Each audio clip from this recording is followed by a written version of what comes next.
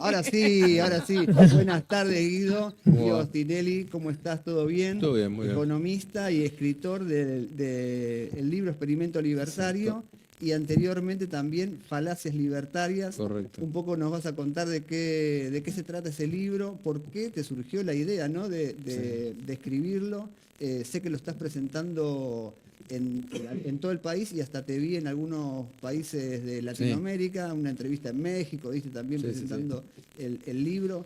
Veo que está yendo muy bien, que te veo, digamos, muy seguido, mucho éxito, la verdad. Bueno, ¿de qué trata? Y en tus palabras, ¿cómo definís esto del experimento libertario?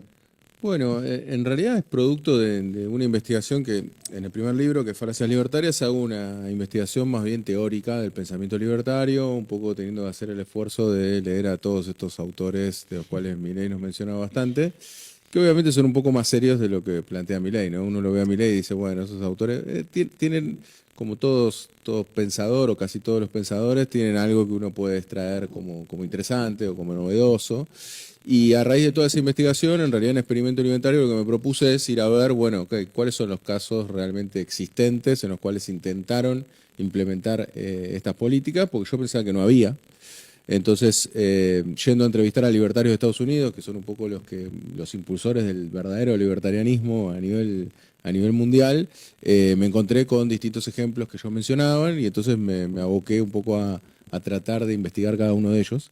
Y fui hasta esos lugares. Entonces está el caso de Grafton, que es quizás el más conocido, que es el de Esas los... son De los tres ciudades que vos recorriste donde hay sí, un experimento real de aplicación de intentaron, claro, ideas todos tienen libertarias. sus matices, lo cuento muy brevemente, en el libro obviamente está más en detalle, está el caso de Grafton, que fue el que tomó más renombre porque es un pueblo de Estados Unidos donde se fue conocido por este famoso ataque de osos, por esta cuestión de decir, bueno, ok, El donde final de implementas... la película. Claro, que es casi al límite de Canadá, es una zona de osos, pero básicamente ahí lo que ocurrió fue que fueron unos 100 libertarios a ese pueblo a tratar de tomar decisiones libertarias, o sea, empezaron a bajar los impuestos, o sea, ellos lo llevaron realmente a cabo, no como Milei, que la presión tributaria está subiendo, según los últimos datos, o sea, lo que nos da más impuestos para que paguemos, pero ahí no, ahí bajaron las tasas municipales, o sea que evidentemente estaban convencidos de eso y empezaron a prestar peores servicios estatales, que no son muchos los del municipio, sino que son los bomberos, recolección de basura y seguridad, no hay mucho más. Y salud ni siquiera la usan sobre todo de algún pueblo al lado, o sea que realmente es un pueblo chiquito, 1.200 habitantes.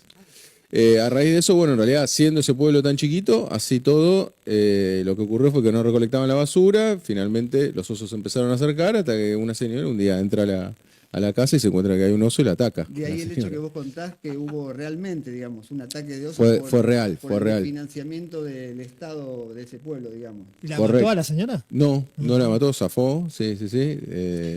¿Estuviste ahí? Estuve ahí, no con la señora, porque ya había fallecido por otra causa, no por eso. Por otro Y, uso. y entonces sí, hablé con una amiga de la señora, un poco me contó la historia y demás. Pero bueno, yo en cada lugar que voy, lo que hago mucho en redes sociales, sobre todo en YouTube, que publico las entrevistas más largas, yo entrevisto a economistas en todos lados. Pero bueno, en este pueblo no había un economista, entonces un poco me guié por lo que me decía la gente del pueblo. Y bueno, no, y te encontrás justamente un rechazo muy grande a estos 100 libertarios que fueron de golpe, en forma organizada, hay que entender eso, ¿no? O sea, se juntaban en Estados Unidos de una manera bastante interesante, podría ser una buena idea para alguno acá en Argentina, para decir, bueno, voy a gestionar un pueblo chiquito, entonces, ¿qué hago? Traslado una cantidad importante de personas, en este caso, como es asamblea directa, con 100 personas ya manejás la asamblea, y empezaron a tomar solamente con 100 personas incidencias sobre este pueblo para tratar de que sea como un norte para todo el mundo. Y en realidad se les terminó dando vuelta, ahora se están yendo los libertarios No es que porque fue un ganaron las desastre. elecciones. No es necesario, ellos no tienen tampoco un intendente, sino como es como un tripartito en el cual el jefe de bomberos forma parte de la asamblea, que es un consejo exacto, pero que en realidad transmite lo que decide la asamblea directa de las personas, en la cual, si bien la mayoría no son libertarios los que viven ahí, y no gana el Partido Libertario en las elecciones de Estados Unidos, sino que ganaron en la última elección, ganaron los republicanos. De hecho, la señora con la que yo hablé me decía, yo soy republicana de derecha, sin embargo, estoy en contra de estos libertarios, me dice. O sea, nos están arruinando. Aparte, obviamente, esa cuestión y esa vinculación con, por ejemplo, la posesión de armas, ¿no? Me dice, nosotros acá es un pueblo rural, se nos escapan los animales para el vecino, y de golpe lo vamos a buscar. Bueno, yo fui a buscar a mi animalito que se me había ido al vecino y me estaban apuntando con un arma, me dice. Eso nunca pasó en la historia acá. Entonces estaban un poco horrorizados con todos estos... Los plantean como unos inadaptados sociales, vamos a decirlo así. Los libertarios de Estados Unidos, no estoy hablando de los de acá, eso corre por cuenta de cada uno. Pero los de Estados Unidos, la señora, los planteaba así como unos inadaptados sociales que no logran convivir o vivir en comunidad armoniosamente. Parece como que fuera igual acá, ¿no? Porque no quiero dar ningún nombre puntualmente, pero se escuchan en redes sociales o los posteos que hacen de NX son agresivos, agraviantes, ¿no? No es como un grupo de gente que está habituada a vivir en comunidad, de acuerdo a las cosas que se ven, ¿no? Que estos grupos están haciendo acá, ¿no? Sí, debe haber, ciertamente, a ver, si uno tiene una matriz de pensamiento igual, sobre todo para los que son 100% libertarios, que claramente en Argentina, por más que Milei haya obtenido la mayoría, no pensamos que la mayoría de las personas son libertarias, ¿no? Quizás haya gente que ve como menos malo lo libertario contra lo que uno ve enfrente, ¿no? Que bueno, es atendible que haya mucha gente que lo haya pensado así. Pero sí, el libertario 100%, y yo claramente los veo parecidos en la concepción de lo que pregonan. Quizás ellos incluso, a mí me parecen incluso más vehementes en ese sentido, ¿no? La aportación de armas un poco que quedó ahí en el medio, pero en realidad es bien de libertario la libre posesión de armas. Bueno, acá intentaron, ¿no? Acá sí, por suerte no avanzaron tanto. El tema de los órganos también es bastante evidente. O sea, un libertario 100%, sobre todo porque yo entrevisté a varios libertarios allá en Estados Unidos y me decían, no, bueno, pero lo de los órganos, en Argentina hubo mucho revuelo, le contaba yo, porque en realidad se decía que era un ataque hacia Milei. ¿Cómo ataque? Me decían, si vos sos libertario, estás a favor de la compra y venta de órganos. Fin. Claro, no existe posibilidad. De niños, claro. La compra y venta de todo. No sos libertario, sino. O sea, sos otra cosa. Puede ser un liberal. Un libertario siempre va a estar a favor de la compra y venta de órganos. Eso te iba a preguntar. O sea, ¿cómo conceptualizarías a un libertario? Bueno, o sea, viste, bueno, el liberal tiene estas características. Sí. ¿Qué características tiene el libertario? Además del desprecio por la vida humana. Sí. No, en términos ideológicos, básicamente, cuando uno tiene una duda de cómo resolver un problema o un dilema en la economía, siempre la solución es en el libre mercado, entonces resulta bastante sencillo. Cuando vos generalmente te considerás heterodoxo y pensás que hay que intervenir, es difícil ponerte de acuerdo. Cuando yo te planteo un problema económico, sería difícil que incluso siendo dos heterodoxos, suponiendo que alguno de ustedes fuera heterodoxo y nos podíamos discutir, bueno, quizás alguno me dice, bueno, mira, hay que controlar los precios. Yo te podría decir, no, hay que dar estímulo a las pymes para que la oferta suba. Y nos podríamos estar en desacuerdo sobre cómo hacerlo. Hay que abrir las importaciones, ¿no? Incluso un heterodoxo puede decir, hay que abrir ciertas importaciones. De hecho, yo pienso que hay ciertas importaciones que hay que abrir y otras que hay que cerrar para proteger ciertos sectores, no todos. Y sin embargo te costaría ponerte de acuerdo. Lo libertario es un poco más sencillo de resolver y para mí ahí radica su éxito electoral. ¿Pero eso no sería como un neoliberal? Sí, lo que pasa es que el neoliberalismo, a ellos mucho no les gusta que le digas neoliberal, y yo en un punto ahí entiendo el punto de ellos. El neoliberalismo en realidad sería poner el Estado al servicio del capital, vamos a decirlo así, lo estoy diciendo en forma muy resumida. Y lo que ellos dicen es que ellos no quieren ningún Estado, ¿no? Entonces ahí entramos en una discusión de qué sería y qué no sería, ¿no? Porque si vos privatizás, claramente por lo que estaban hablando de AISA, ¿no? Me parece que es pertinente, es verdad, hay una intervención del Estado en pos de privatizar. Pero por otro lado, si vos querés completamente libre mercado, y bueno, habría que privatizar. Claro. Entonces ahí están los puntos donde uno ve similitudes y ellos no lo ven así. Me acordé del caso de Chile, no sé si lo trabajás, que también se hablaba mucho de Chile como el experimento de Chile, del neoliberalismo. Sí. Claro, ellos a partir de Pinochet sí se suele decir que es neoliberalismo y claramente, bueno, las consecuencias, igual ellos defienden también a Pinochet, de hecho Milton Friedman, que no es libertario de la escuela austríaca, sino que desde la escuela de Chicago, justamente lo que hizo fue viajar a Chile, fue uno de los asesores en Chile y claramente las consecuencias son las que vive hoy Chile en realidad. No es que siguió con una postura 100% de ese estilo, bueno, pero hoy en Chile tenés el 1% más rico, concentra casi la mitad del Producto Bruto Interno de Chile, lo cual es muchísimo más desigual que Argentina. Y bueno, eso es algo que también, que para mí funciona un poco al revés, ¿no? Boric está tratando de revertir esa situación, de hecho la pobreza cayó con Boric, que eso es algo que se hizo muy poco, no obstante está siendo bastante impopular, o sea, se está retirando del gobierno siendo bastante impopular. Y un poco recibe los golpes que recibe un poco todos los gobiernos populares en general, ¿no? Yo cuando estuve allá presentando el libro, también era un escándalo de toda la inseguridad. Y cuando íbamos a los datos, te decía que no había aumento de inseguridad, que eran los medios. Veías el típico gráfico que te mostraba los casos de inseguridad y el tiempo en los medios. Bueno, pegaba un salto enorme y, digamos, lo que es la inseguridad estaba más o menos en los rangos que tienen, que aparte es alta porque la inseguridad correlaciona mucho con la desigualdad. Esto pasa a nivel general. Entonces, Chile, al ser muy desigual, tiene altos índices de desigualdad. Bueno, de inseguridad. Y como acá en Argentina también hay una tergiversación de esa cuestión. No estaba mirando los datos de inseguridad acá y la provincia de Buenos Aires tiene menos que la media argentina. Claro. Donde más tenés es Ciudad Autónoma de Buenos Aires. Y sin embargo, cuando uno prende los medios, pareciera que estamos en el Far West, ¿no? en el conurbano. Claro, y sin embargo, los datos muestran al revés, que está por debajo de la media nacional, ¿no? Entonces, porque... Estamos hablando siempre por cantidad de habitantes, que como se tiene que medir, ¿no? Muchas veces cuando hablamos acá de por qué ganó Milei con este experimento, ¿no? Tal vez así lo promocionó en su campaña cuando inició en 2023, digamos, la campaña presidencial. Este experimento que realmente después en los hechos no es tan así, pero mediáticamente tal vez la gente compró ese mensaje y hoy, después de 1 año y medio, ¿mantiene el formato de creencias libertarias o lo que está haciendo es completamente diferente? Mira, a mí me parece que él, si podemos hacer un análisis de lo que piensa Milei, a mi entender, después de haber estudiado tanto su pensamiento y los autores, y después podemos hacer un análisis sobre lo que pasa en la realidad. En lo que él piensa, para mí él está completamente convencido en que está en un gobierno de transición hacia el libertarianismo. Con lo cual esto no quiere decir que vaya a ser así efectivamente, sino que, y en eso yo no le caigo duro con eso a Milei porque me parece razonable que en un pensamiento extremo vos plantees una transición, ¿no? Pensemos si gana el FIT mañana en las elecciones, bueno, va a ser difícil que expropien los medios de producción de un día para el otro apenas toman el gobierno. Entonces ellos van a plantear un plan de transición, en el cual, bueno, inicialmente ganarán un poco más los obreros, tratarán de que la clase trabajadora recomponga un poco sus ingresos y después finalmente lleguen a una expropiación de los medios de producción, por suponer. En el caso de Milei pasa un poco lo mismo. Él lo que piensa es que está sacando barreras para llegar a un libertarianismo. De hecho, él identifica que un modelo liberal contra uno libertario en un primer momento son prácticamente idénticos. Y eso es verdad. Él puede ir hacia... Primero tiene que ser liberal para después ser libertario. ¿Cuáles son las diferencias también? Porque quizás no todos lo tengan claro. El liberal sí le concede ciertas acciones al Estado, ¿no? Que pueden, por ejemplo, contemplar educación, salud, y lo que sí, el libertarianismo, algunos sí y otros no, que da para más largo, le conceden lo que es seguridad interna y externa y justicia. O sea, eso es libertarianismo. Y hay algunos libertarios que dicen, no, ni siquiera la justicia puede ser privada. El Estado lo tenés que tener.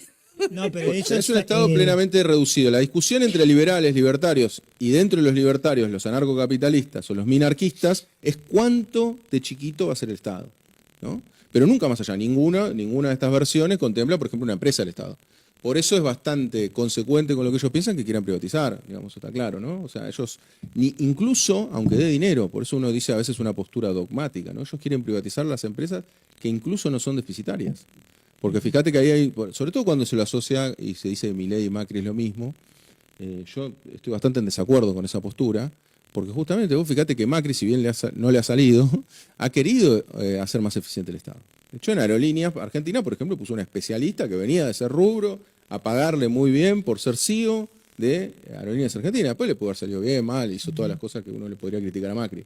Pero no es lo mismo que Milei. Milei, incluso con un balance positivo de Aerolíneas, sigue diciendo que hay que privatizarla. Entonces, ahí hay una concepción ideológica muy fuerte y que marca. Justo que vos lo decís, en YPF fue un caso contrario, digamos.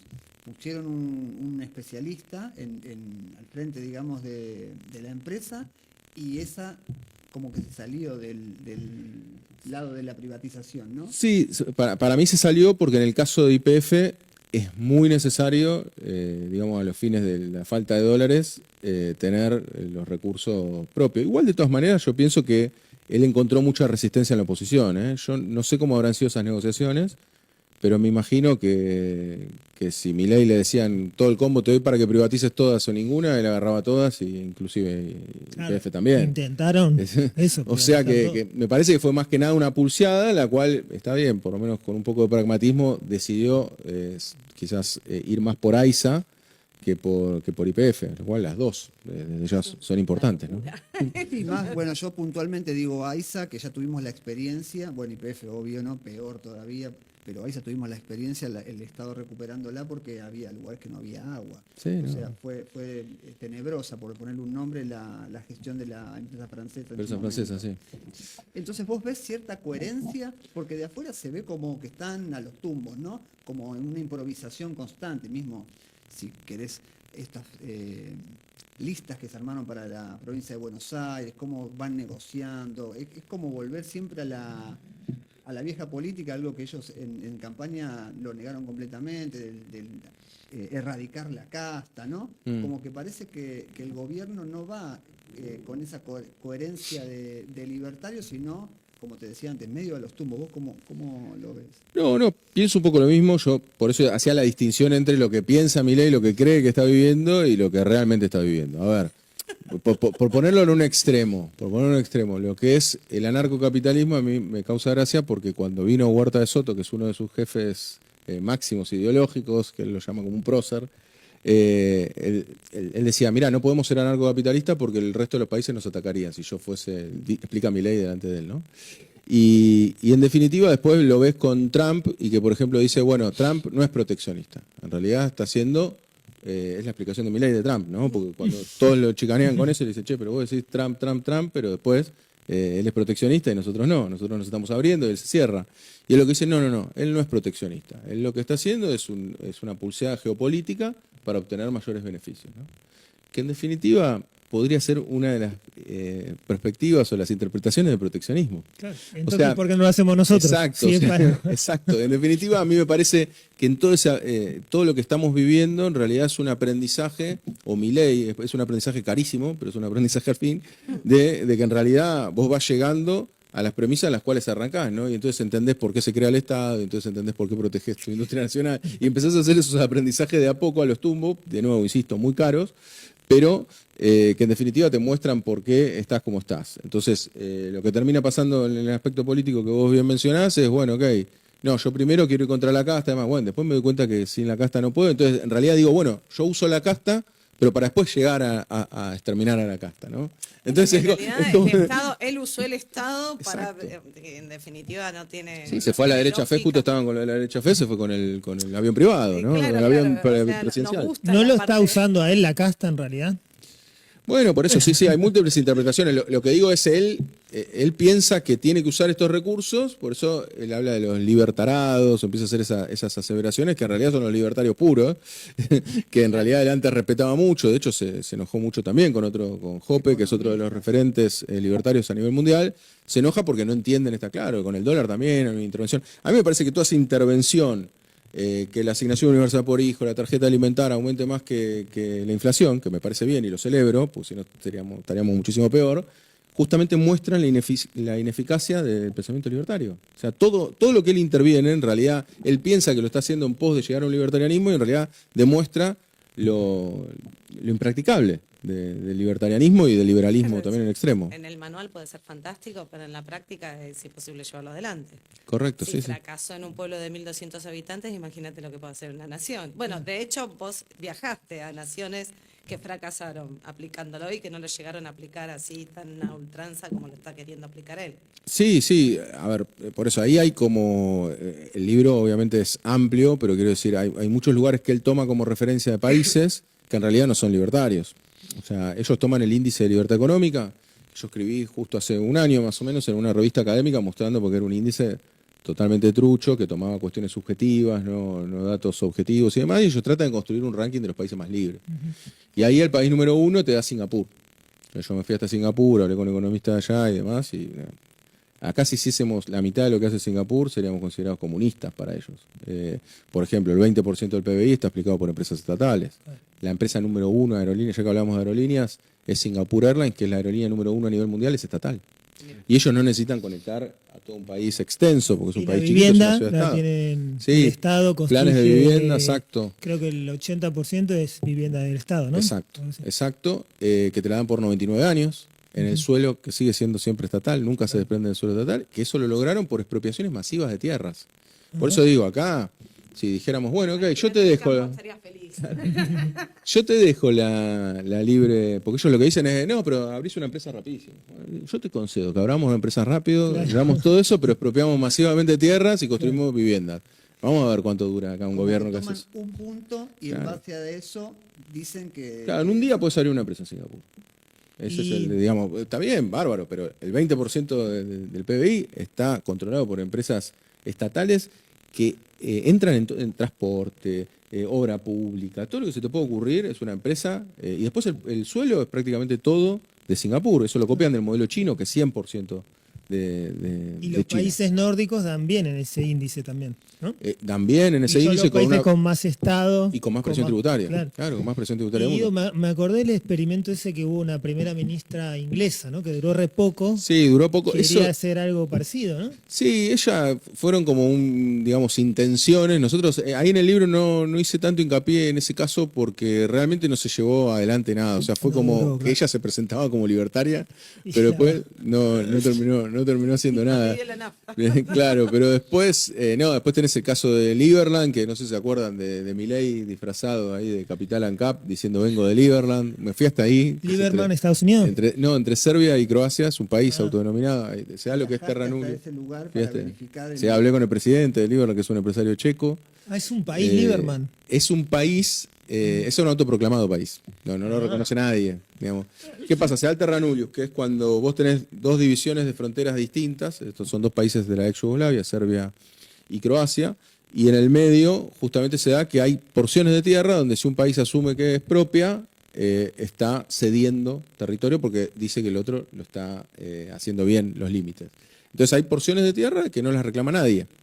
Y en ese no la reclama nadie, se avivó un empresario checo y plantó bandera y dijo, este es mi país, se llama Liberland.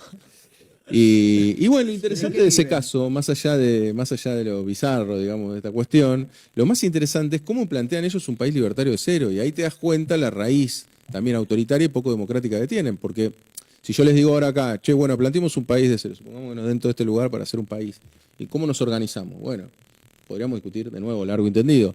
Pero si sos libertario, ¿cuál es la principal premisa? Bueno, no hay impuestos. Bueno, bárbaro, listo, pero tenemos que hacer cosas. Bueno, hagamos que el que pone más plata tiene mayor poder de voto. Entonces inventaron una criptomoneda antes del CryptoGate. Por eso yo cuando explotó lo de CryptoGate dije, para, porque la historia de los libertarios con las criptomonedas es para escapar del Estado, es vieja, claro. Y entonces vos te compras esas criptomonedas como compras acciones de una empresa y tomás decisiones. O sea que el millonario toma decisiones muchísimo más importantes que las que puede tomar cualquiera que va ahí. Como antes el voto era calificar, era Exacto. solo para los ricos. O sea, es una plutocracia. Pero lo que quiero decir es que ahí no lo disimulan. Por eso digo, el libertarianismo en extremo, en un país que vos arrancás de cero, es totalmente una plutocracia. Son los ricos los que gobiernan en forma abierta. Pero entonces no es una revolución ideológica, sino una forma de concentración de poder, el experimento libertario. Claro, ellos no lo plantean bajo esa lógica, pero lo que uno trata de mostrarle constantemente a los libertarios es, che, mirá, cuando vos liberalizás absolutamente todo, pasan estas cosas. Por eso el caso de Liberland me parece interesante en ese sentido, no porque después están desde 2015 tratando de que lo reconozcan, no lo reconoce nadie. Yo no estoy diciendo que, de hecho hay muchos que se van de ahí, que entrevisté también y que piensan que es una estafa Ponzi, que los hacen laburar y después... Eso, independientemente de eso, lo que digo es, che, cuando decimos vamos a ser un país libertario de cero, en definitiva, los ricos son los que mandan. Y ahora, ¿cuál es la situación o en qué posición queda el gobernante? Porque si los ricos son los que mandan, entonces, Es un títere. ¿por qué vas a venir a dar instrucciones, órdenes y a bajar línea de lo que corresponde y no si yo soy el dueño? Claro, en teoría, bueno, ellos tienen... Lo que pasa es que el problema de Liberland en realidad es que ellos hacen muchos escritos explicando cómo van a hacer cada una de las cosas. Receta magistral. No, claro, y después decís, che, pero yo fui hasta ahí, no había nadie, había dos personas, dos suecos que se quedan el día que yo fui, ¿no? Que se quedan a dormir con una bolsa de dormir ahí, porque necesitan gente que duerma ahí para poder reclamar el territorio, porque si vos no tenés población no podés reclamar la independencia. Entonces, la verdad es que le construyen algo y el gobierno croata se los rompe. Ilegalmente también, porque Croacia en teoría no reclama nada sobre ahí, pero van ahí a la fuerza y le destruyen le rompen lo que construye. Entonces, sí, en lo que es el gobernante ellos tratan de hacer todo como una innovación digital, vamos a decirlo así, vos con tus criptomonedas como que vas aportando votos y se supone que la clase política no cobra por eso porque no hay impuestos, o sea, como que es todo... Es como jugar al estanciero. Exacto. Vamos a jugar al Y es un paraíso fiscal en definitiva. También lo que quieren Claro. cuando sean reconocidos es que los millonarios lleven ahí, como que se genere un poco un Ponzi también, ¿no? O sea, como decir, bueno, ok, vengan, pongan la plata, no pagan impuestos, pero bueno. ¿Cómo llegamos a tener este experimento libertario en Argentina?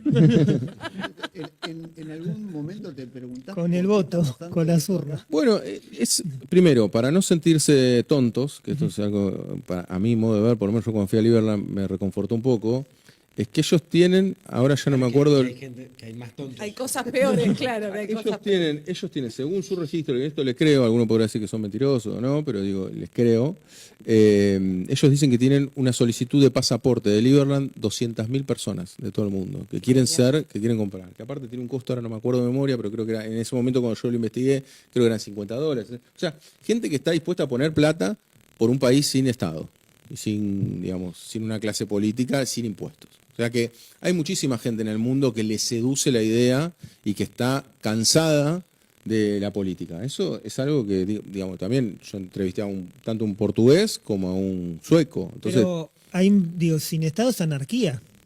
Ellos no quieren la anarquía. bueno, por eso anarcocapitalismo, claro. Sí. Quieren Solo con la relación a anarquía los con el estados, capital, reconociendo La propiedad privada. Para ellos es reconociendo la propiedad sagrado eso. Claro. ¿Y quién va a defender? Es un la derecho propiedad? natural. Pero por eso, pero ¿quién va a defender la propiedad privada si no es el Estado? Depende del grado de libertarianismo. Ahora uno te va a decir, bueno, ok, la propiedad privada la defiende el Estado, este Estado súper reducido, o va a haber otro que va a decir, no, bueno, hay que en definitiva reemplaza un poco el Estado, que es una comunidad a la cual, ok, nos ponemos de acuerdo que la propiedad privada es sagrada y nadie la toca. Claro, pero ¿sabes qué pasa? Van a llegar de vuelta como arrancamos nosotros hace mucho y qué pasa cuando hay una discusión. Claro. Un poco Entonces, si lo vos no decía tenés él. fuerza de seguridad, no, Se pero matan a digo, los tiros, llegás hasta la puerta de la casa y te Claro, sale el tipo sí, armado y sí, te dice sí. hasta acá puedes llegar. Y si vos pasás la tranquera, te Está bien, pero eso es- Por eso el Tanto anarcocapitalismo, de de hecho, hasta vecino. Milei mismo ha dicho que es su postura filosófica y no la postura que siempre está el minarquismo, y en el minarquismo conservas la seguridad y conservas la justicia.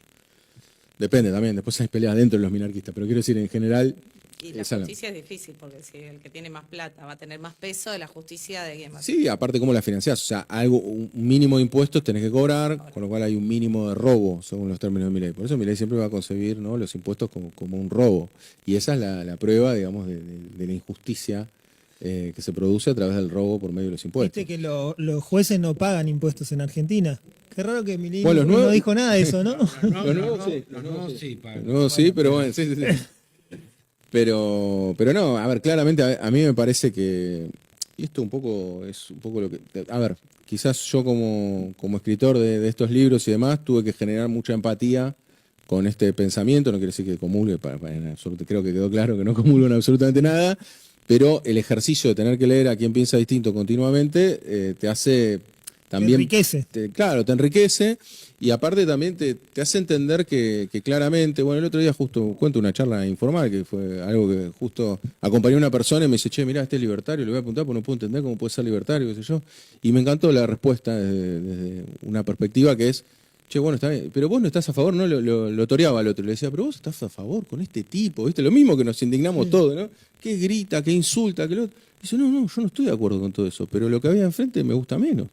Entonces, está esa cosa, porque también si uno dice, bueno, ok, porque esa es la postura típica que adopta cada uno. No, mirá, ¿te gusta Milei que, no sé, habla con los perros, por ejemplo? ¿Te parece que es serio que tenga un gabinete como cuenta Juan Luis González? No sé si hablaron con él, pero se lo recomiendo porque es súper interesante hablar con Juan Luis. Dice, che, ¿te parece que es normal que tengamos un presidente que tenga un gabinete que esté conformado por perros? Que muertos o con perros que habla o lo que fuera. Y no, la verdad que no, pero lo que el tipo dice es, si para el otro tipo lo que está enfrente son tipos que afanan, y bueno, capaz que dice, sí, prefiero que hable con el perro muerto, pero no que me afanen. No estoy diciendo que no afanen ahora. Claro. Lo que estoy queriendo decir es, hay que tratar de entender que cuando uno compra, bueno, es un poco como una pareja o como una amistad, compras un combo. Claro. Y en ese combo la evaluación de la población en general convino en que el combo mejor era el que ofrecía Milei en vez del que se ofrecía del otro lado. Pero no hay que tampoco, porque sobre todo eso no te permite entender lo que está pasando. Si nosotros decimos, no, mirá, en realidad estás apoyando a un esquizofrénico, ¿no? Y entonces decís, bueno, entonces no puedes entender nada, porque todo te parece un disparate. Y del otro lado te van a decir, che, vos estás apoyando chorros, ¿viste? Entonces es complicada esa discusión, porque no hay ni una cosa ni la otra, es un combo en el cual hay que tratar de salir por arriba, a o vos, ofrecer Guido, mejores alternativas, ¿no? En tu rol de escritor investigador, porque básicamente lo que escribís no es ficción, digo, haces un trabajo de campo, digo, uno ve, o por lo menos la reflexión que yo hago con este tipo de libertarios que tenemos en el gobierno, es que la gente que lo vota es una posición antisistema, básicamente, ¿sí? Casi que se emparenta de alguna manera con el comunismo, digo, en esa función de antisistema, pero apoyando el libre mercado como el dios de un ateo, digo, básicamente, es como un oxímoron de alguna manera. A ver, eso es una postura que es invendible, digo. Si uno lo piensa de esa manera, sea antisistema para autodestruirte, digo, es completamente invendible, en el cual uno, viendo más o menos cómo se desarrolla, dice, a ver, obviamente como dicen todos, el rol que tienen los medios, ¿sí? Que llevan a que una persona crea para hablar con nombres que votar a Massa es peor que votar a una persona que habla con un perro muerto, digo, y que era un panelista de un programa de espectáculos, básicamente, porque no era un programa ni siquiera político. Digo, a ver, ahí está la venta, creo, no en el sistema que esa persona representa, sino en votarlo anti. No sé si me explico. Sí, no. Digo, ese rol de esos sistemas están estructurados básicamente, uno podría decirlo muy fácilmente, por un rol empresarial que hace que todo sea una falacia, que vienen por las riquezas del país, básicamente. Digo, uno no puede pensar que Milei no es otra cosa que un mascarón de proa. Digo, de un sistema manejado, digitado por grandes corporaciones internacionales, multinacionales, que lo que quieren es apropiarse geopolíticamente de las riquezas de un país rico y que geográficamente está bien ubicado. Para hablarlo de una manera muy sencilla. No, te entiendo. Digo, y no pensarlo tanto a lo mejor como el libertario, como una posición política real que pueda llegar a existir de alguna manera. Digo, a ver, a mí me parece, y esto no le gustaría a Milei, es que los procesos generalmente que se dan son multicausales. Entonces, esto sobre todo no le gusta a Milei por el tema de la inflación y la multicausalidad. Entonces, a mí me parece que efectivamente hay un componente que es el que bien mencionas vos, que estoy plenamente de acuerdo, que obviamente hay un interés, el capital extranjero, lógicamente le conviene a Milei. De hecho, yo pienso que es el único gran beneficiado de esto.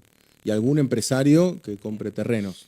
Y no mucho más, porque después vos ves las grandes empresas y están ya dándole los balances mal y le van a dar cada vez peor.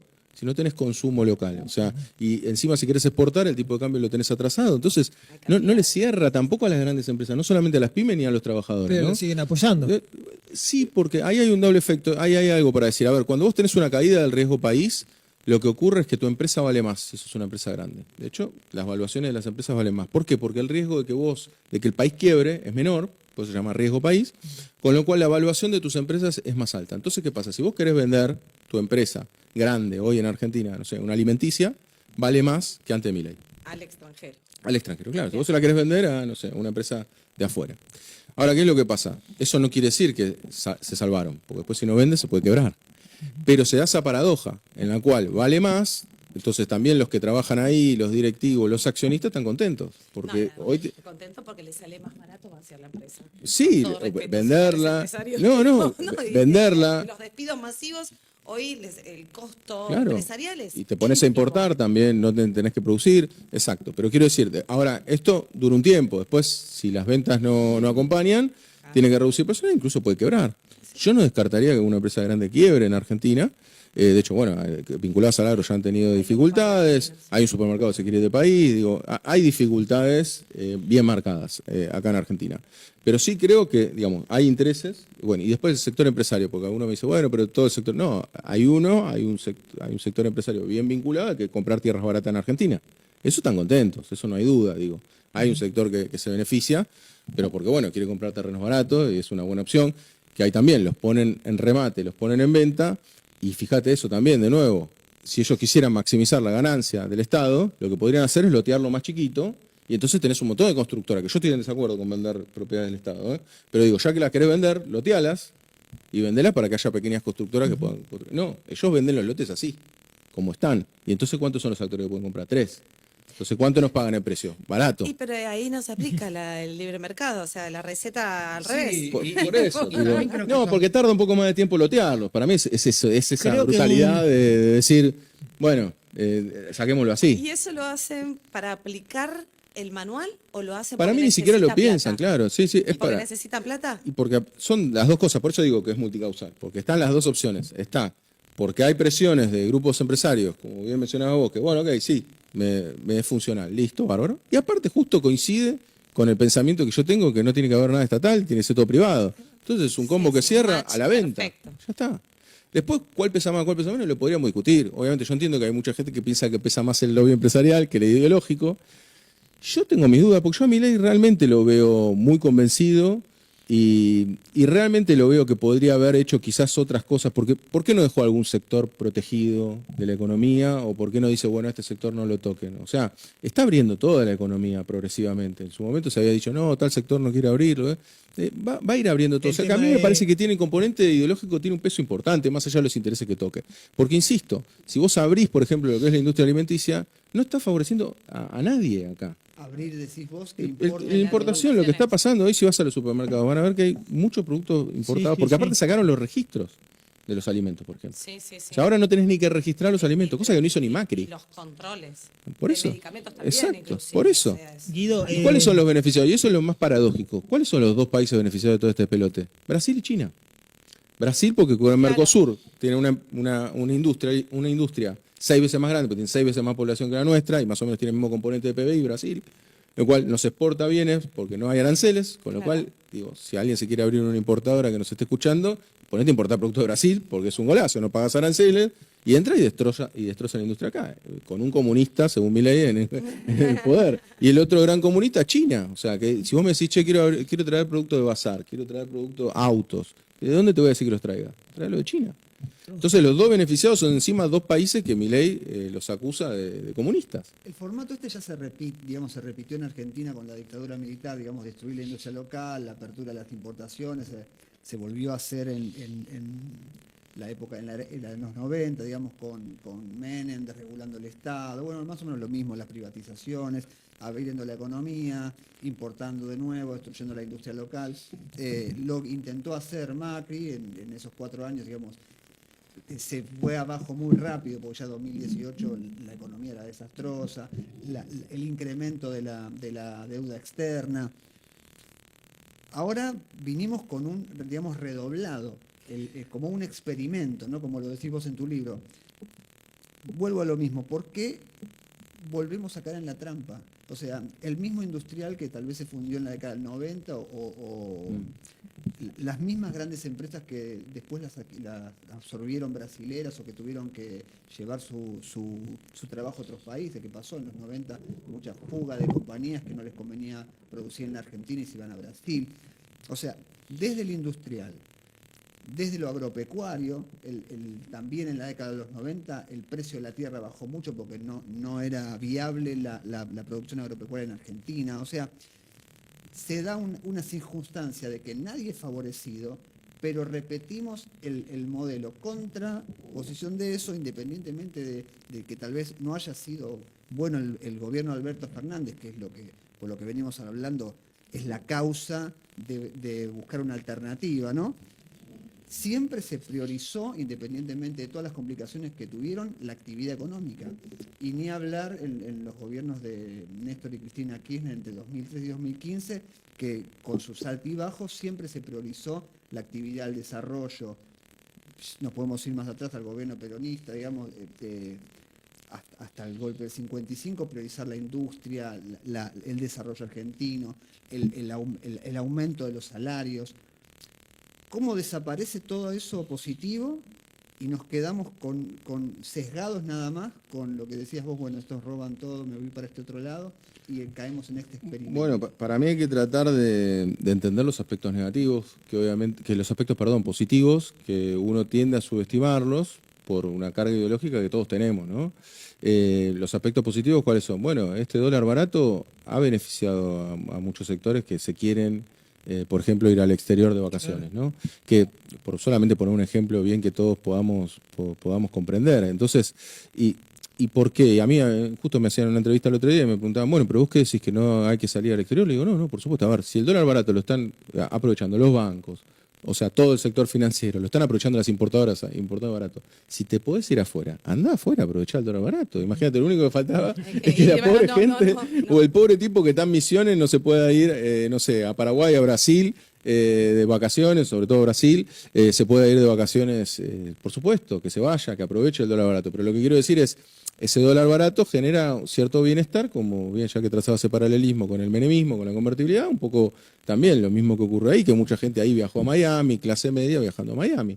Lo cual, eso trae una percepción de bienestar. También vas a poder acceder a productos importados más baratos hoy en día con un dólar atrasado. Con lo cual, a ver, yo el otro día justo caminaba por la calle y vi que vendían estos anteojos ilegales, los que uno no compra, que son mucho más baratos, 5 o 6 veces más baratos que comprarte un anteojo original, ¿no? Y decía, bueno, claro, vos te lo pones, y no sé si todos saben, pero justamente si vos te pones estos anteojos que no tienen protección UV, es peor que no tener anteojos, ¿no? Porque uno cuando no tiene anteojos cierra un poco los ojos y bueno, no pasa tanto la luz. El tema con los anteojos negros, cuando no tienen protector, te los pones, te entran los rayos del sol, te hace pomada. Y claro, en esa ilusión vos podés decir, che, bueno, yo estoy comprando más barato los anteojos. Claro. El tema es... Te vas a quedar ciego. En el largo, claro, entonces vos decís, bueno, las importaciones, che, qué bueno, puedo pagar las importaciones más baratas. Bueno, ojo, porque si todos empezamos a comprar productos importados, esto termina en devaluación y después no vas a tener industria, pues se va a haber destrozado la industria y encima lo importado lo vas a pagar caro porque vas a ir rumbo hacia una devaluación, que es hacia lo que estamos yendo. Ya estamos.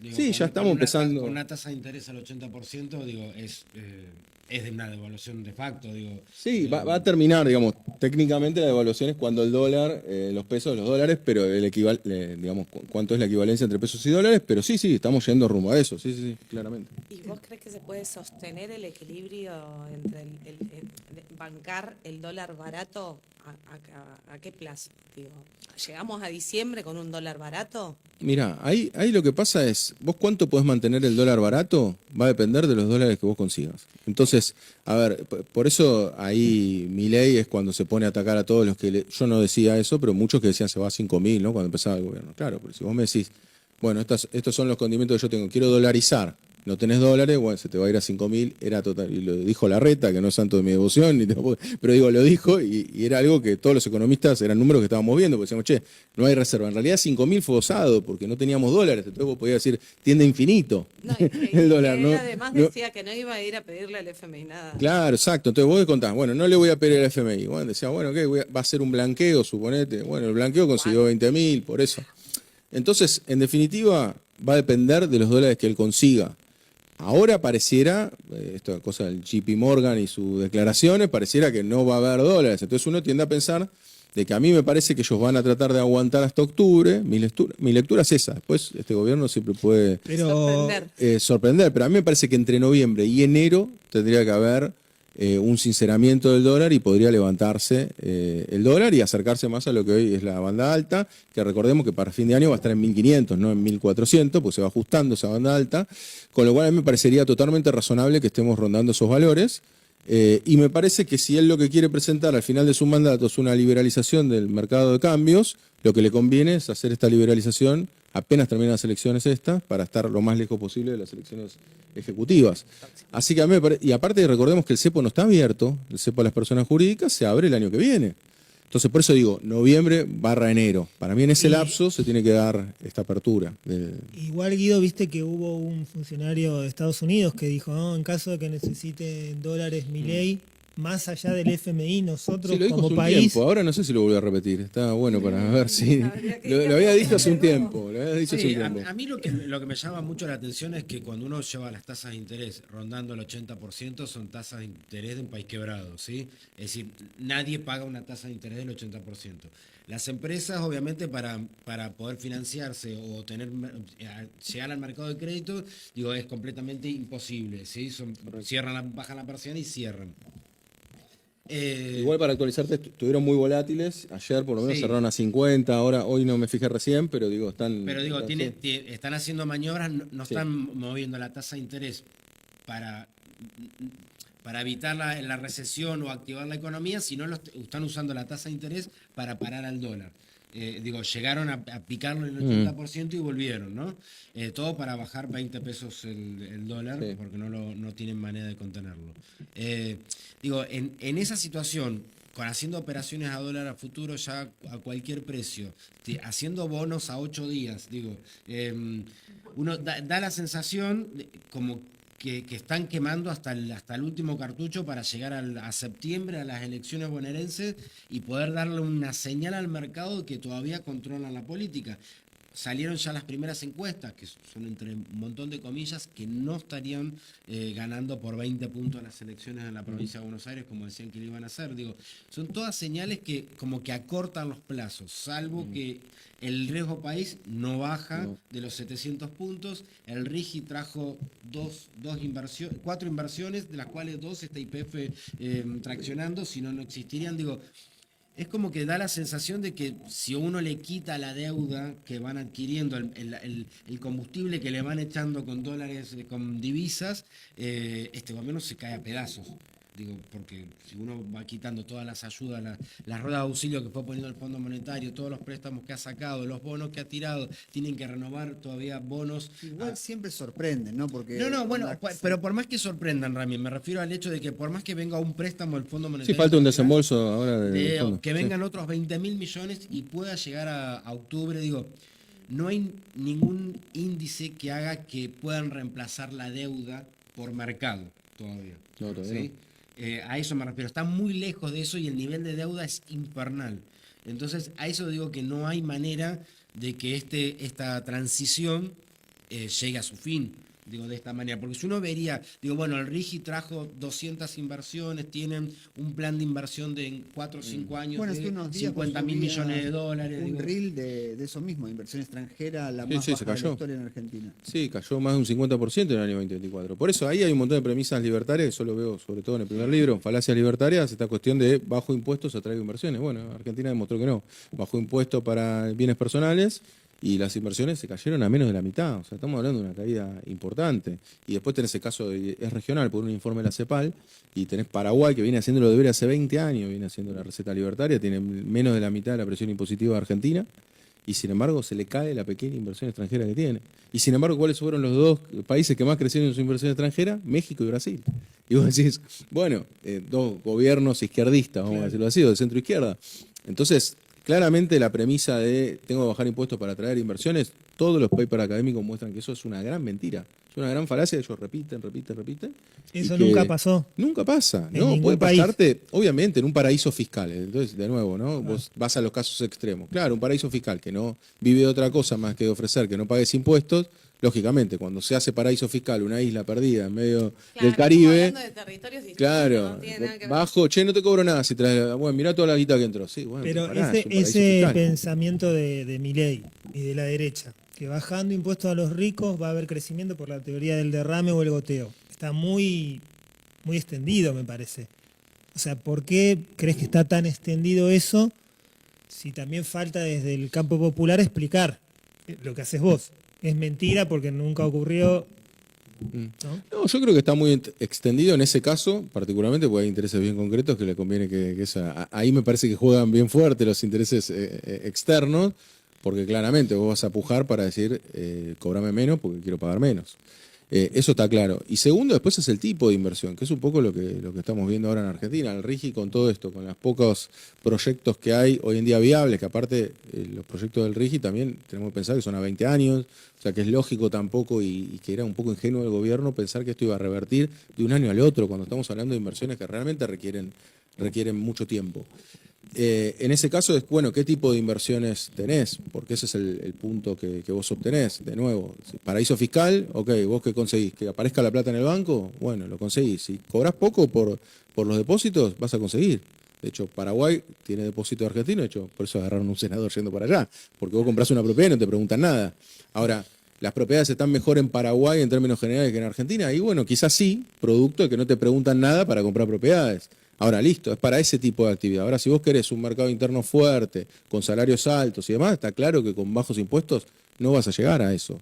O no bajo este esquema, ¿no? Uno quizás tendría que irse a un esquema chino, lo cual es muchísimo más complejo, pero bueno, en el libro también exploramos mucho China y cómo es su fórmula de éxito, por lo menos en términos productivos, en términos de mercado interno también. Y bueno, ¿Paro China para el mundo en lo que es una nueva forma de llevar adelante la política y la economía?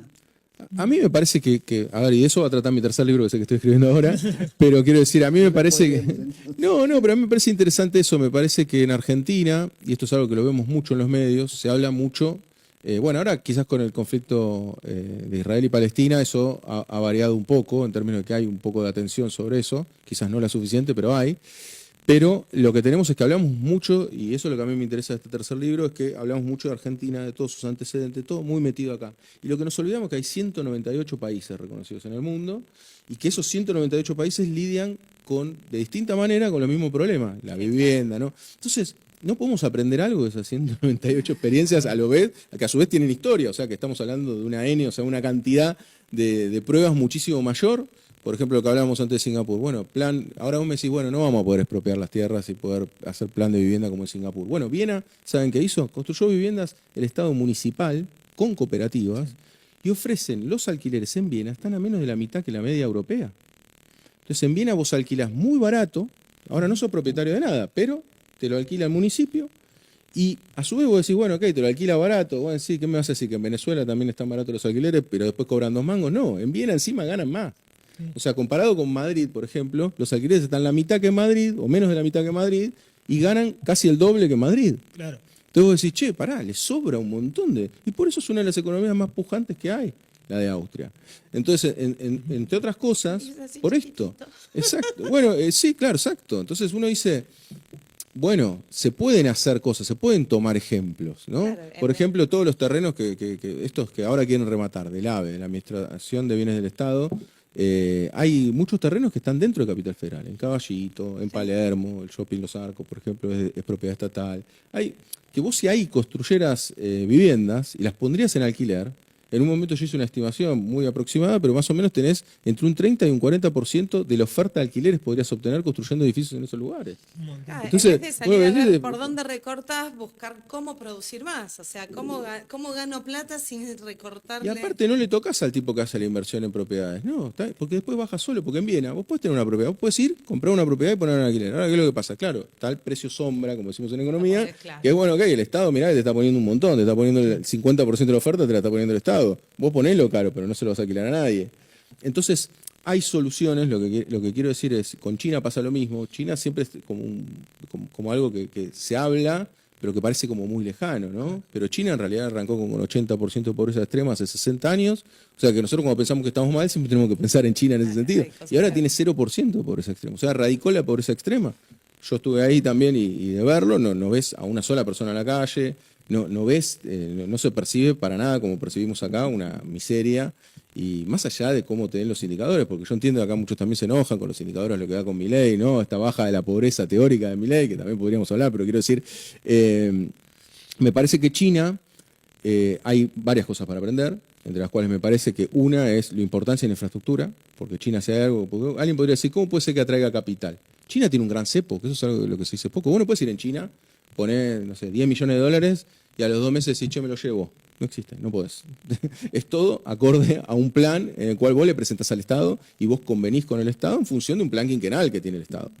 Entonces, en China hay un gran cepo. ¿Y por qué van todas las inversiones que van? Bueno, entre otras cosas, porque vos tenés una infraestructura fenomenal que te facilita las cosas. Sí. Vos querés exportar, tenés un puerto. Tenés hasta ciudades nuevas, querés ir a una ciudad. Después dividen el país en justamente en las actividades que vos querés imponer, que acá yo sé que sería complicado. Yo cuando lo hablo acá, algunos me miran con cara... También tiene un montón de climas y lo lograron. O sea, Claro. no es Y país tiene un chico. Pero lo que quiero mercado decir es, de 1.400 millones. Te digo, el otro ¿no? día fui a un parque industrial del conurbano, con lo cual no critico el parque industrial, por eso ni lo voy a mencionar cuál es, porque para que no suene como una crítica. Pero yo le pregunté puntualmente a la persona que estaba a cargo, che, yo si me quiero acá montar una textil, ¿puedo? Sí. ¿Me quiero montar una alimenticia? ¿Puedo? Sí. No, es todo por el daño ambiental, es según el daño ambiental que vos hagas. Ahora, yo puedo montar una industria de lo que a mí se me ocurra en el conurbano bonaerense. Y eso en China estaría mal. ¿Por qué? Porque lo que tendríamos que hacer es del mapa, yo sé que suena bastante, aparte más con Milei gestionándonos, plantear estas cosas suenan, pero bueno, hay que empezar a pensarlas, ¿no? Que es justamente, bueno, quizás tenga que elegir una provincia que se aboque al textil. No sé, por ejemplo, La Rioja. pienso. Especialización. Che, vos querés abrir una textil, está genial, vas a tener un montón de beneficios, pero andá a La Rioja. Es un poco Entonces, como la capital federal, viste que tenés ropa en un lado, tenés exacto, bazares para a en nivel otro. comercio, claro, pero a nivel producción. Una Entonces vos decís, organización bueno, de esa productiva. manera organizo el territorio. Acá no, acá vos te querés montar una textil, hay textiles de hecho en toda, no por caerle textil, digo, podemos nombrar alimentos, automotrices, lo que se les ocurra. Lo que quiero decir es, me parece que hay que ordenar el territorio también, Bueno, para ser más eficientes. Tocaste justo el tema textil. Nosotros acá en Capital Federal tenemos el polo textil de Avellaneda, en la localidad de Flores, y la verdad que es un caos. No debería estar en una zona urbana un emprendimiento productivo de esa envergadura, ¿no? A veces parece como que siempre vamos a los ponchazos, y en ese sentido Argentina tiene una deuda de, no sé, 200 años. Creo que nunca conseguimos ponernos a tiro en planificar a largo plazo. Exacto. Tal vez los tiempos de la política o este péndulo, ¿no?, que veníamos hablando, de que tal vez estos años conviene invertir, conviene desarrollar tu empresa en Argentina, y al otro año te conviene importar todo y vaciar la compañía. Bueno, por eso el plan quinquenal de Perón apuntaba a eso, que después fue replicado, digamos, por China. Y China sigue con los planes quinquenales. Ya no sé por qué número va de plan quinquenal, porque arrancaron en la década del 50 y perdura hasta el día de hoy. Entonces, eso habla de una planificación. Para mí, lo que hay que aprender de China es eso, la planificación. Ahora, si vos me preguntás un montón de cosas, y a mí no me gustaría vivir en China, en términos de derechos que tenés como ciudadano, libertad de expresión y demás, a mí eso no me gustaría. O sea, por eso digo, no digo que Argentina tiene que ser China, porque no me gustaría.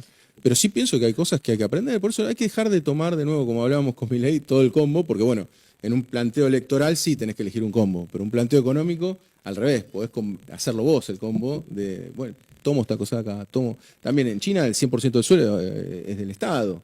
Ahora yo digo, bueno, quizás se puede hacerlo de Viena, por eso digo, no estamos hablando de algo tan descabellado, es construir vivienda.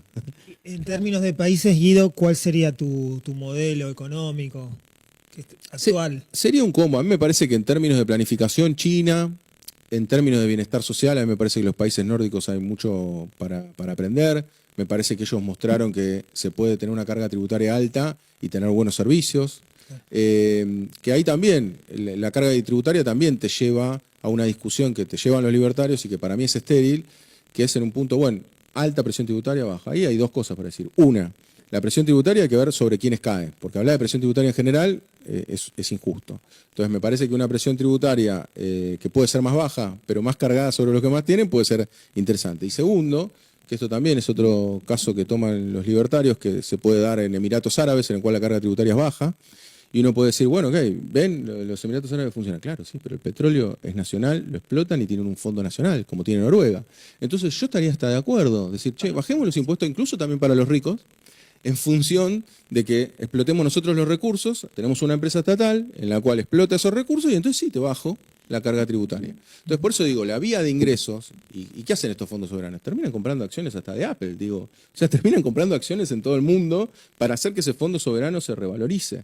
Entonces, a mí me parece que un fondo soberano es necesario, que la explotación de los recursos es fundamental. Me parece que por eso hay cosas en Europa que a mí lo que me gusta mucho son los planes de incentivos a la producción. En Europa, por ejemplo, si vos te querés montar una fábrica, yo estuve puntualmente, entrevisté para mi canal de YouTube a una agencia que lo que trata es de promover las inversiones productivas en Italia, y justamente lo que te mostraba es que prácticamente te dan todo y lo vas devolviendo a 10 años todo el dinero, y hay un montón de fondos que te dan, se llaman fondos perdidos. Agencias para pymes. Sí, agencias para pymes que lo que te hacen es vincular con las normas europeas. Entonces, si vos te querés abrir una fábrica y vos decís, y a mí me parece que esa es la salida de Argentina en este estancamiento actual, que es por el lado de la oferta.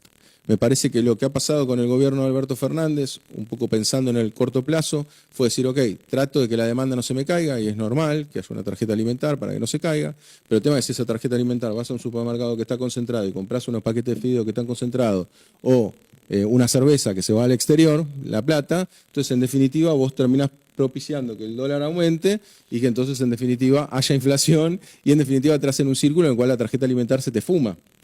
En cambio, si vos lo que haces, como hace Italia, por ejemplo, solamente por tomar un ejemplo, en el cual vos te parás en una góndola y hay 60 aceite de oliva, 80 aceite de oliva, 80 cheto balsámico de Módena, 60 marcas de fideos.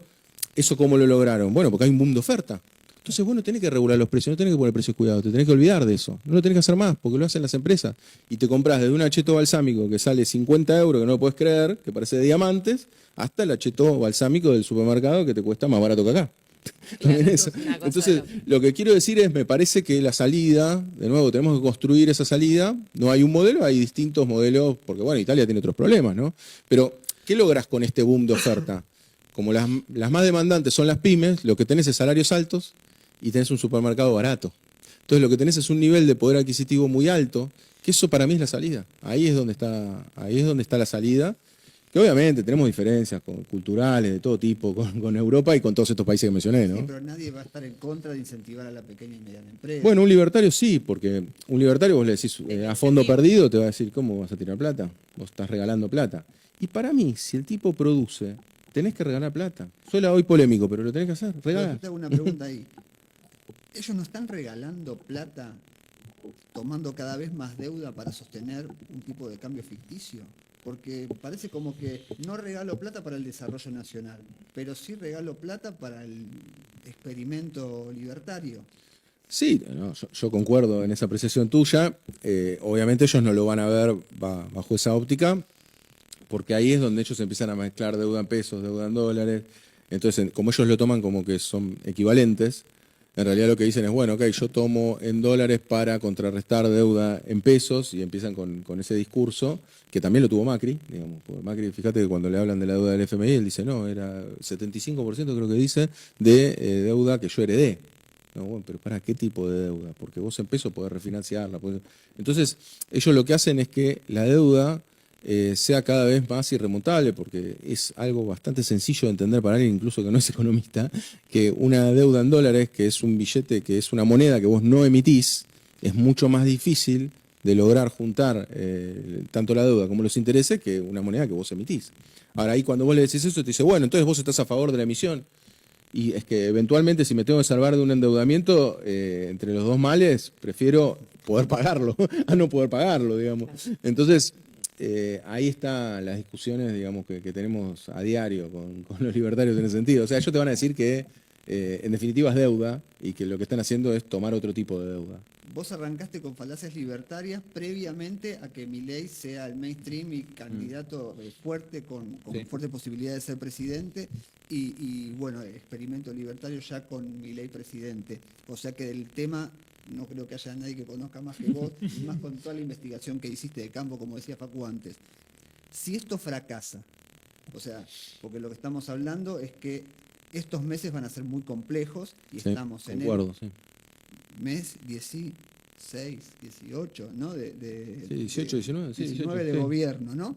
Todavía falta 2 años y medio por delante. A Macri le costó más llegar hasta esta situación, ¿no? Pasó el 16, el 17, mitad del 18, el fondo le dio, le tubo bajó de los fondos, oxígeno. ¿no?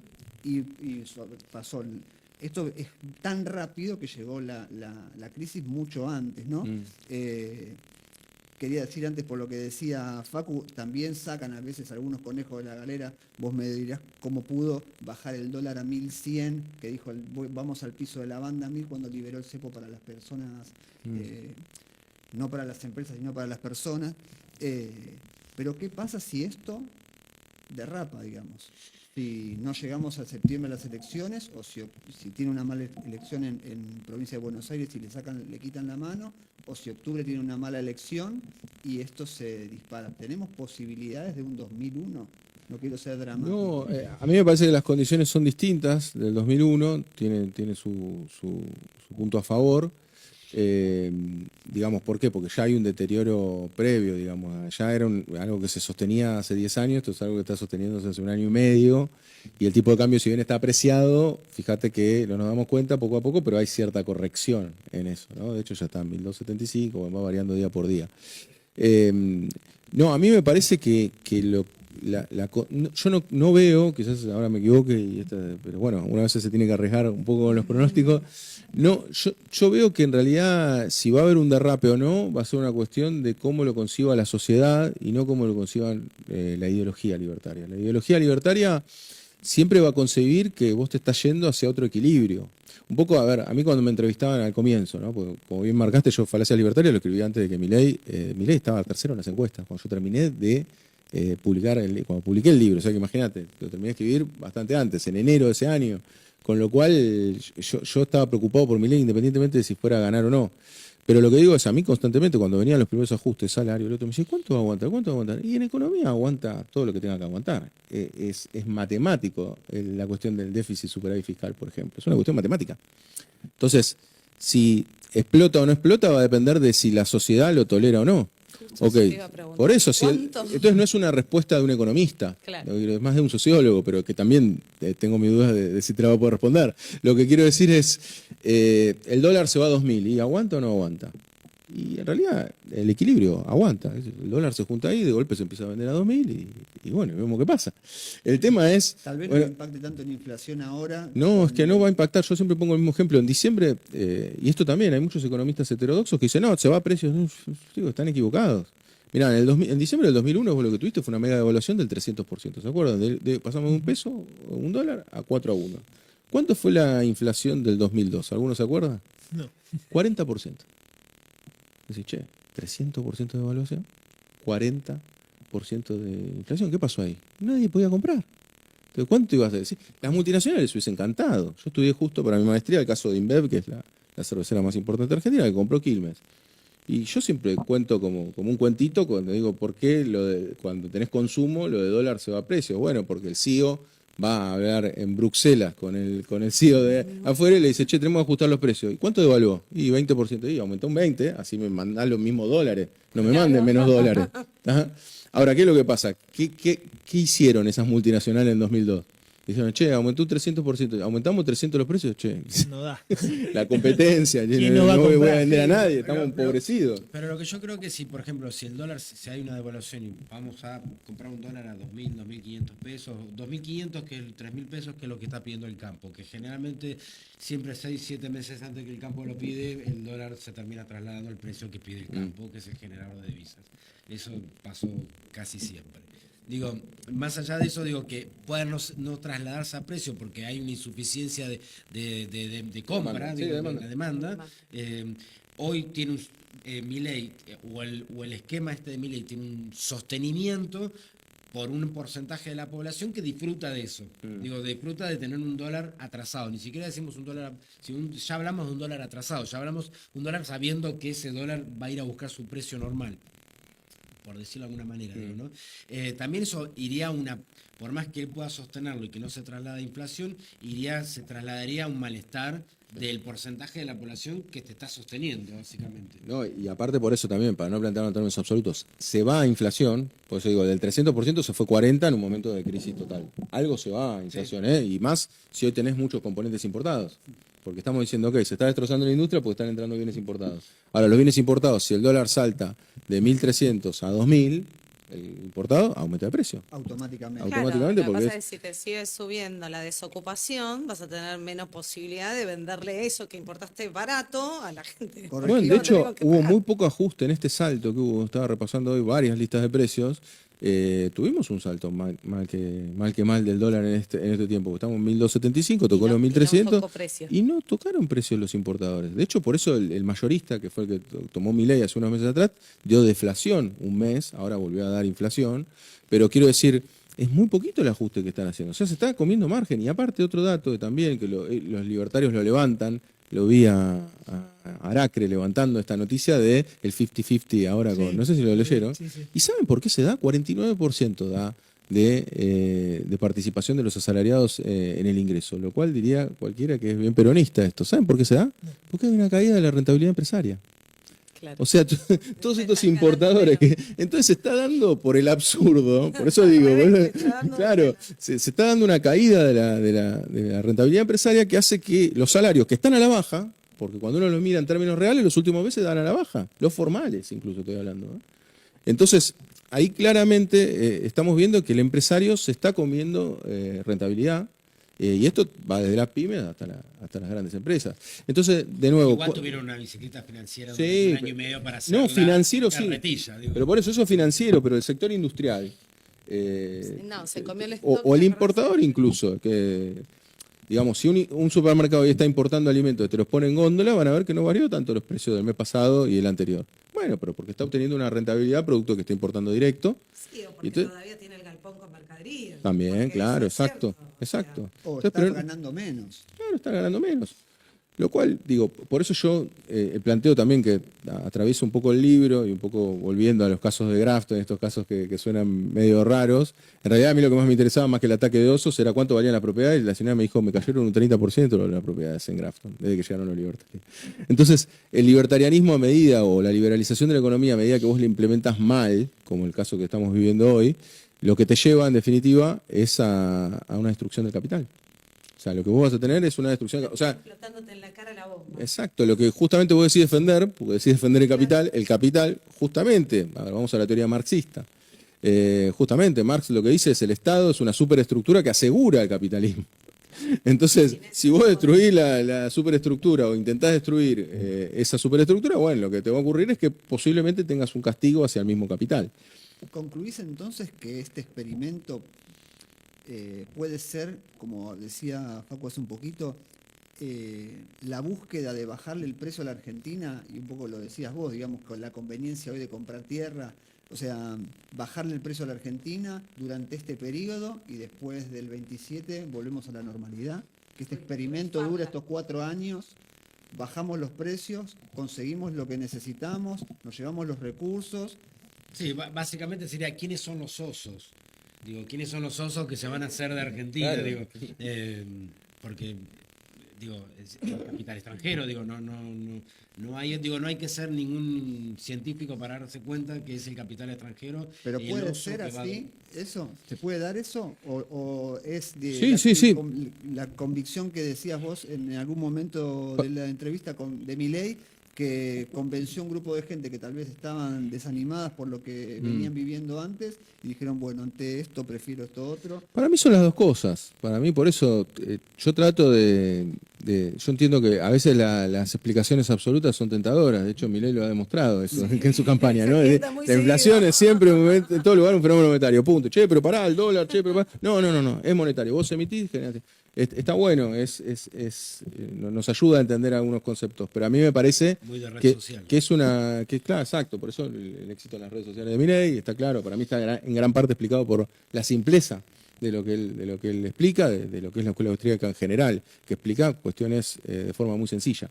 Pero sí creo que ahí confluyen las dos cosas, ¿no? Hay un sector que está aprovechando y hay una ideología que machea, vamos a decirlo así, que funciona muy bien con esto. Entonces, bueno, Milei va a ser un convencido de estar siguiendo una revolución, hacer los cambios estructurales, luchando contra todo esto, y del otro lado van a decir, bueno, bárbaro, aprovecho esta ocasión.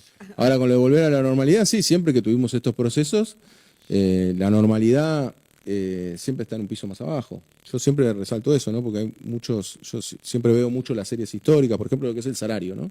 Esto que discutíamos 50%, con Cristina se llegó a superar el 50% y se mantuvo alto, y uno diría, bueno, qué bien, qué bien.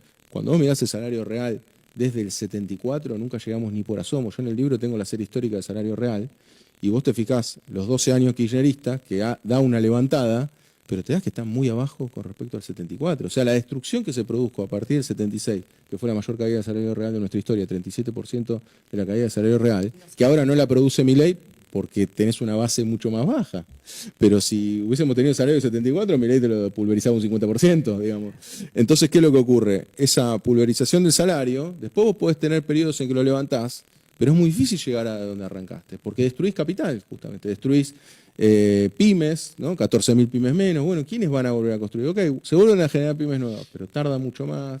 Pero el salario vos perdiste en la carrera de competencia internacional con otros países que se avivaron y que están industrializando, como Brasil, que está cada vez aumentando salario, aumentando la industrialización, y con superávit fiscal, algo que nadie dice. En este año Lula tiene superávit fiscal, en lo que va de los 2 primeros trimestres de este año. Entonces, hay otro camino y nosotros perdemos en esa competencia internacional porque no estamos solos, ¿no? Esto es como cuando jugamos bien los partidos en el Mundial y decimos, che, ¿por qué no ganamos el Mundial? Igual, los otros juegan. Acá pasa lo mismo. Sí, vamos medio como a contramano del mundo en este momento encima. Exacto. Entonces es tiempo que perdés. Es una lástima. A mí me da más lástima el tiempo que perdés A nivel que global. otra cosa. También me da lástima eso porque también tengo la panza llena y no estoy sufriendo desde ya, ¿no? Pero para quienes lo están sufriendo, muchísimo peor, ¿no?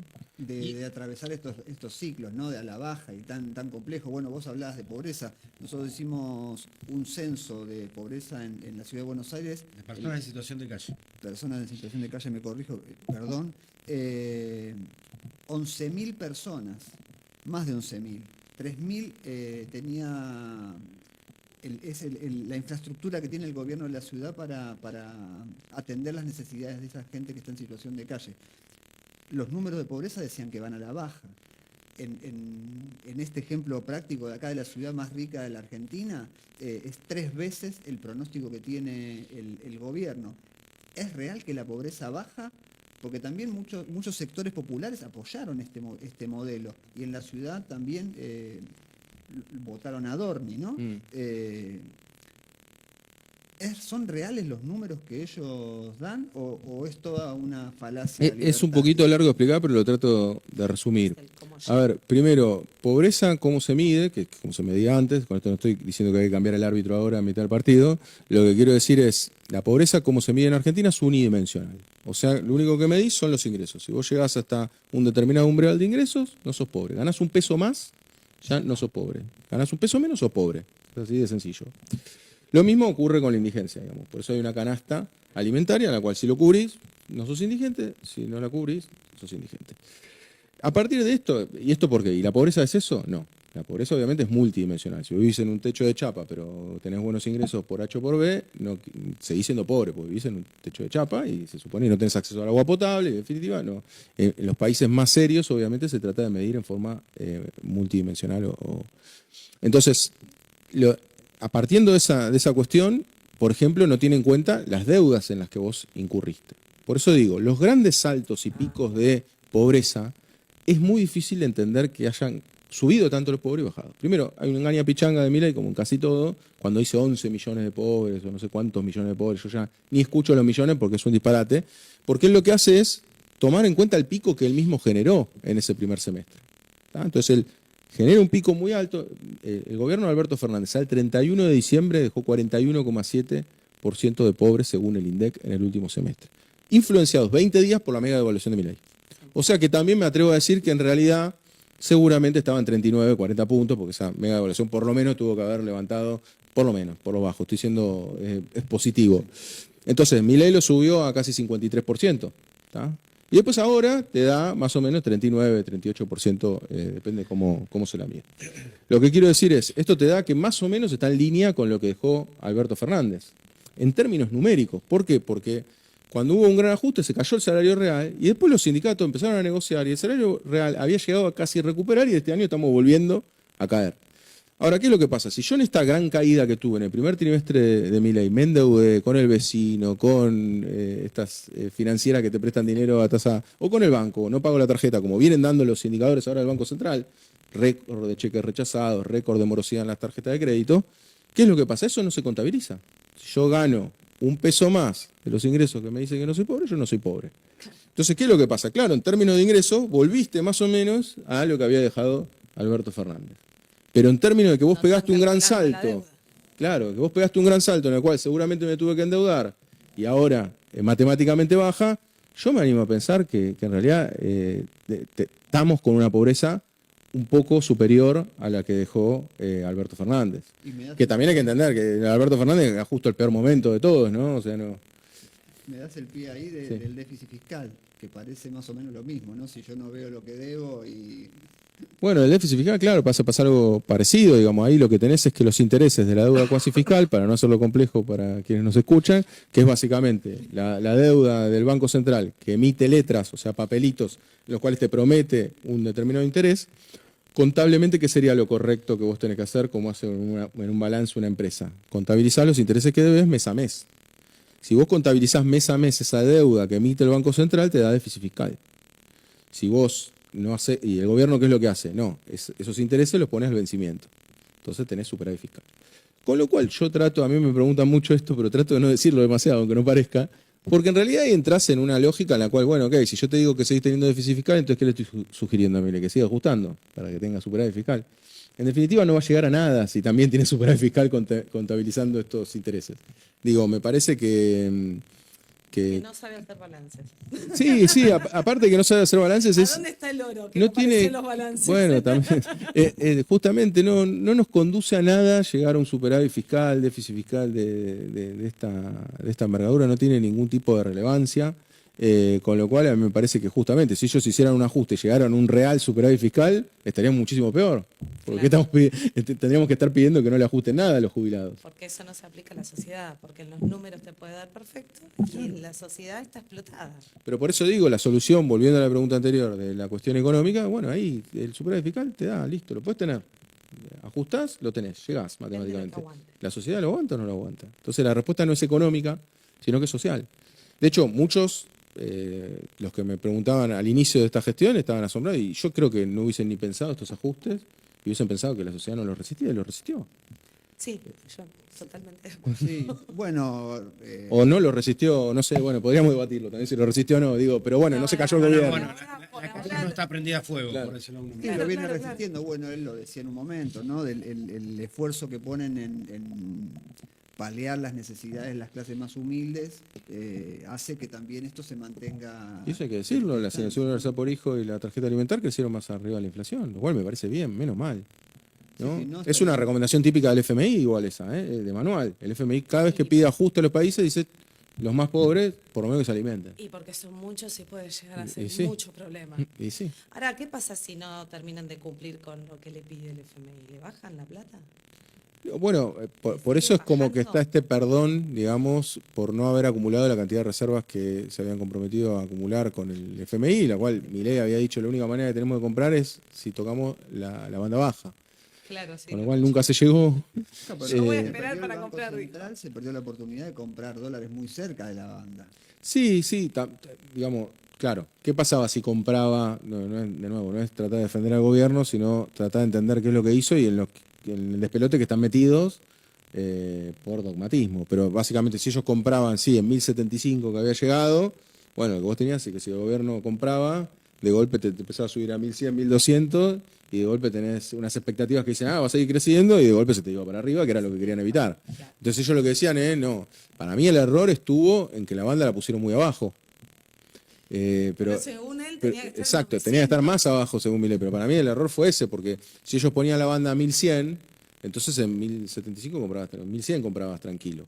Y no se generaban expectativas, porque vos decías, es una regla, che, toqué los 1100, es la regla, tengo que comprar. Pero bueno, está bien, yo también estoy hablando con el diario del lunes, lo que quiero decir es... No, que también el dólar había tocado 1350 o un poquito más y después bajó por debajo de 1100, 1075 decís vos, hasta el que tenía dólares dice, no, esto la verdad que no me conviene seguir acumulando dólares, invierto en otra cosa. No, en cripto. Claro. Sí, La libra. como que parecía que podía salir, ¿no? Digamos, No, ¿de yo dónde fui se a nota? La Nación Más, justo ni bien bajó el dólar, y era hablar en disidencia, porque me acuerdo que todos los que estaban ahí me decían, no, bueno, pero si el gobierno está diciendo que se va a 1000. Y dice el recorte hace poco en Instagram que lo subí, porque yo ahí decía, no, pero escuchá, esto es porque es la cosecha gruesa. Esperemos que se termine la cosecha gruesa y va a ir más arriba, va a ir más cerca de la banda alta que de la banda baja. ¿Qué es lo que Y- está Decías pasando del segundo ahora, ¿no? semestre. Claro, que el no segundo tenés semestre, pero porque era una cuestión de ingreso de dólares. O sea, pensemos que cuando más ingresaron dólares, obtuvimos como mucho 1075. En el pleno auge, con baja de las retenciones, toda la carne del asador, para decir, vamos a llegar a 1000, y no blanqueo, llegaron. todo junto. Decís, che, acá entonces, cuando no esté más esto, se va. Y aparte porque hay da para largo, pero quiero decir, Milei lo explicó ahí en el programa con Fantino, hace toda una fórmula matemática en la cual él dice, bueno, que yo tengo una cantidad de dólares, una cantidad de pesos, como si fuese una convertibilidad. Entonces dice, bueno, a mí me da 600, de ahí se desprenden los 600, 700 pesos por la cantidad de dólares que tiene.